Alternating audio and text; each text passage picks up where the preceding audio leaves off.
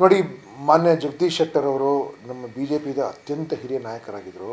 ಅತ್ಯಂತ ಅನುಭವಿ ಮತ್ತು ಸಚಿವರು ಕೂಡ ಆಗಿದ್ದರು, ಮತ್ತು ಮುಖ್ಯಮಂತ್ರಿ ಆಗಿದ್ದರು, ಮತ್ತು ಅವರು ಸ್ಪೀಕರ್ ಕೂಡ ಆಗಿದ್ದರು. ಆ ಸಮಯದಲ್ಲಿ ಏನೋ ಒಂದು ಕಾರಣದಿಂದ ಆವಾಗ ಆದರೆ ಅವ್ರಿಗೆ ಇದೇ ನಮ್ಮ ಮನೆ ಅಂತ ಅವರು ವಾಪಸ್ ಬಂದಿದ್ದಾರೆ ಅವರು. ಅದೇ ರೀತಿಯಾಗಿ ಇನ್ನೂ ಭಾಳಷ್ಟು ಜನ ಬರೋರಿದ್ದಾರೆ.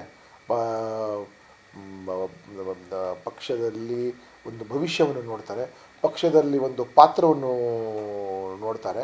ಮತ್ತು ಇದು ಒಂದೇ ಒಂದು ಪಕ್ಷ ನಿಜವಾಗಲೂ ಕರ್ನಾಟಕ ರಾಜ್ಯಕ್ಕೆ ಮತ್ತು ದೇಶಕ್ಕೆ ಸರಿಯಾಗಿ ಕಾಪಾಡೋ ಪಕ್ಷ ಅಂತ ಭಾವನೆ ಜನಸಾಮಾನ್ಯರ ಮನಸ್ಸಲ್ಲಿ ಹೋಗ್ತಾಯಿದೆ. ಮತ್ತು ಇನ್ನೊಂದು ವಿಶೇಷವಾಗಿರಿದ್ರೆ 22ನೇ ತಾರೀಕೇನೋ ನಾವು ಅಯೋಧ್ಯೆಯಲ್ಲಿ ಕಾರ್ಯಕ್ರಮ ಮಾಡಿದ ನಂತರ ನಮ್ಮ ಭವಿಷ್ಯ ಸರಿಯಾಗಿ ಕಾಪಾಡಿ ದೇಶವನ್ನು ಸುಭದ್ರವಾಗಿಡೋಕ್ಕೆ ಭಾರತೀಯ ಜನತಾ ಪಾರ್ಟಿ ಬಿಟ್ಟರೆ ಯಾವ ಪಕ್ಷನೂ ಅಲ್ಲ ಅಂತ.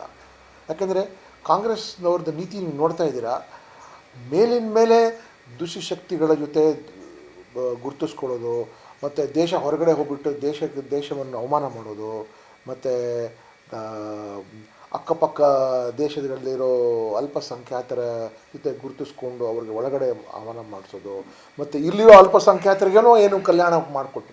ಸೊ ಅಂಥದ್ರಿಂದ ಅಲ್ಪಸಂಖ್ಯಾತರಲ್ಲಿ ಕೂಡ ಇವ್ರ ಬಗ್ಗೆ ಒಂದು ಫೇತ್ ಹುಟ್ಟೋಗ್ತಾ ಇದೆ.